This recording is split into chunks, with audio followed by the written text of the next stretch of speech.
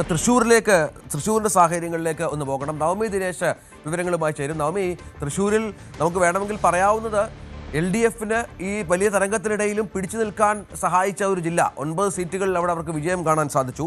അതിൽ മണലൂരിലെ TN പ്രതാപൻ്റെ പരാജയമൊക്കെ അപ്രതീക്ഷിതമായിരുന്നു. തൃശ്ശൂരിലേക്ക് വരുമ്പോൾ അവിടെ അത്ഭുതങ്ങൾ സൃഷ്ടിക്കുമെന്ന് കരുതിയിരുന്ന പത്മജ വേണുഗോപാൽ 3ാം സ്ഥാനത്തേക്ക് പോകുന്ന പശ്ചാത്തലമുണ്ടായിരുന്നു. വോട്ടെണ്ണം കാര്യമായി കുറയുന്നു. LDFന് ഒന്ന് ആശ്വസിക്കാവുന്ന ജില്ലയായി തൃശ്ശൂർ തുടരുന്നത് അതേത് സാഹചര്യത്തിലാണ് കാണേണ്ടത്?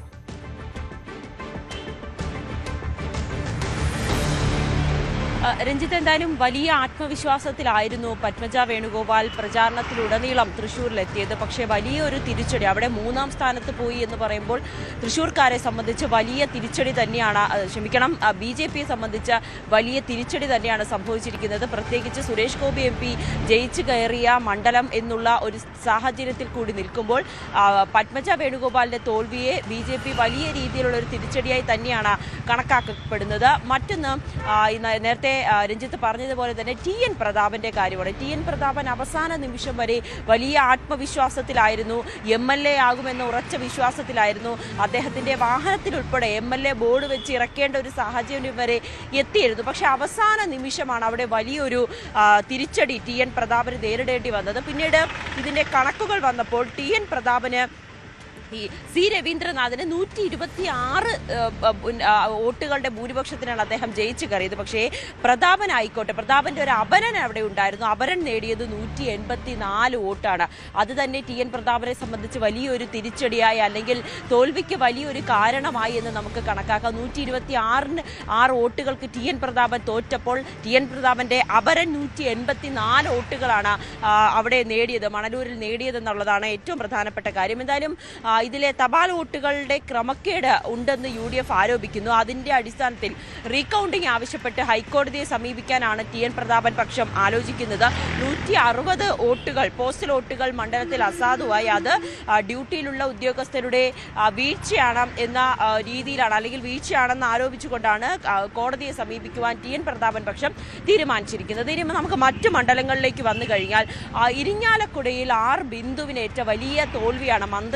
മന്ത്രിയായിട്ടുള്ള ബിന്ദുവിനേറ്റ വലിയൊരു തിരിച്ചടി തന്നെയാണ് അവിടെ സംഭവിച്ചിരിക്കുന്നത്. അതോടൊപ്പം തന്നെ മണലൂരിൽ മുൻ മന്ത്രിയായിട്ടുള്ള, നമ്മൾ നേരത്തെ പറഞ്ഞ പോലെ തന്നെ C രവീന്ദ്രനാഥിന്റെ നേട്ടം, അതിനെ വലിയ രീതിയിൽ തന്നെയാണ് പാർട്ടി അവിടെ ആഘോഷിക്കുന്നത്.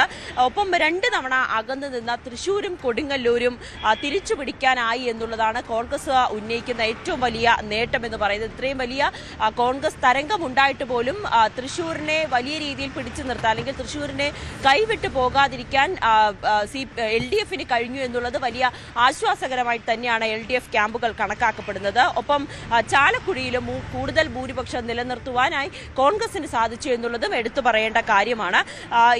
നമ്മൾ നേരത്തെ സൂചിപ്പിച്ചതുപോലെ തന്നെ മന്ത്രി രാജന്റെ ഒല്ലൂരിലെ പ്രകടനവും മികച്ച രീതിയിൽ തന്നെയാണ് കണക്കാക്കപ്പെടുന്നത്. ഇതിപ്പോൾ അദ്ദേഹം 3ാമത്തെ തവണയാണ് അവിടെ നിന്ന് ജയിച്ചു കയറുന്നത്. തുടർച്ചയായി 3ാമത്തെ തവണ ഒല്ലൂരിൽ നിന്നും വിജയിക്കുന്ന ആദ്യത്തെ നേതാവ് കൂടിയാണ് മുൻ മന്ത്രിയായിട്ടുള്ള K രാജനെ വിലയിരുത്തപ്പെടുന്നത്. എന്തായാലും അദ്ദേഹവും ഇതിൽ പ്രതികരിക്കുമ്പോഴും വലിയ ആത്മവിശ്വാസത്തിൽ തന്നെയാണ്. കാരണം പാർട്ടിക്കേറ്റ തിരിച്ചടി അതിനെ വലിയ രീതിയിൽ അംഗീകരിക്കുന്നുണ്ട്. അല്ലെങ്കിൽ അവിടെ എന്തുകൊണ്ടാണ് ഇത്രയും വലിയ തോൽവി കേരളത്തിൽ ഉണ്ടായതെന്ന് പഠിക്കും, അല്ലെങ്കിൽ അതുമായി ബന്ധപ്പെട്ട ചർച്ചകൾ ഉണ്ടാകുമെന്ന് അദ്ദേഹം പറയുമ്പോൾ പോലും സ്വന്തം മണ്ഡലത്തിൽ വിജയിച്ച് കയറിയതിന്റെ സന്തോഷം കൂടി അദ്ദേഹം പ്രകടിപ്പിക്കുന്നുണ്ട്. എന്തായാലും തൃശ്ശൂർ ജില്ലയിൽ ഈ കഴിഞ്ഞ തവണ ഒരു മണ്ഡലമാണ് കൈവിട്ടു പോയതെങ്കിൽ ഇത്തവണ 3 മണ്ഡലങ്ങൾ കൈവിട്ടു പോയി LDFന്. പക്ഷേ എങ്കിൽ പോലും ഇത്രയും വലിയ തരംഗമുണ്ടായിട്ടും ഒന്നാടിയെങ്കിലും ഉലഞ്ഞിട്ടില്ല എന്നൊരു ആത്മവിശ്വാസം തന്നെയാണ് LDF ക്യാമ്പുകളിൽ നിന്നും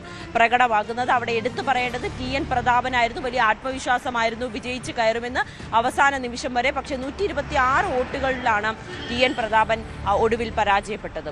ശരി നവമി. കൂടുതൽ വാർത്തകൾക്ക് News 18 Keralam YouTube channel subscribe ചെയ്യുക.